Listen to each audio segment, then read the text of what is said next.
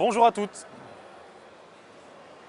Bonjour à toutes, bonjour à tous, bienvenue dans votre journal des produits de bourse de l'Obsa, journal du mercredi 2 septembre avec ce rebond des marchés européens, rebond dû à une activité manufacturière toujours en expansion, un indice PMI de 51,1 points au mois de septembre qui démontre que le secteur continue de soutenir l'économie de la zone euro, qu'il en est toujours l'un des principaux moteurs.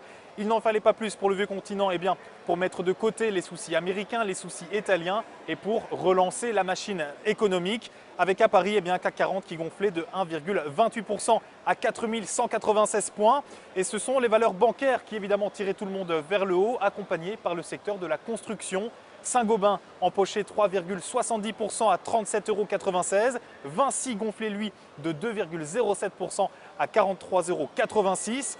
Du côté des valeurs automobiles, maintenant Renault annonçait des ventes en augmentation de plus de 18% par rapport à l'année dernière, de quoi faire progresser son titre de 1,65%.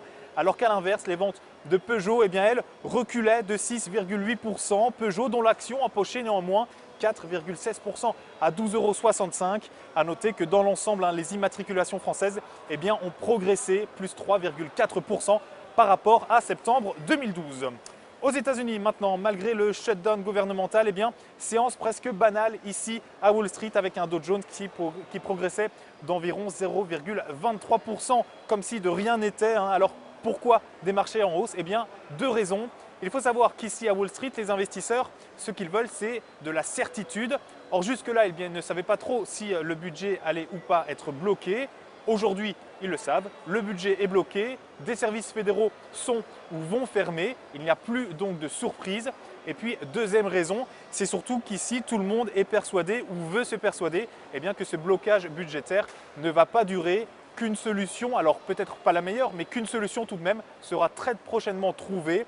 Voilà pourquoi cette séance de mardi est au final une séance quasiment comme une autre, avec de bonnes statistiques publiées, un indice ISM qui continue de progresser, ou encore quelques sociétés qui s'illustrent. C'est le cas de Walgreens, célèbre chaîne de pharmacie Walgreens, qui empochait quasiment 4,5%, ou encore le constructeur automobile Ford qui annonce des ventes en progression de près de 6% au mois de septembre, suffisant pour booster son titre de quelque 1,5%.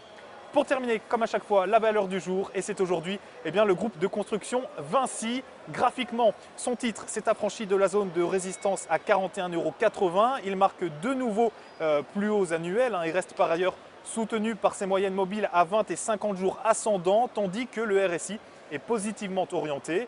Ces éléments militent donc pour la mise en place d'une nouvelle phase de hausse avec les 47,50 € comme première cible.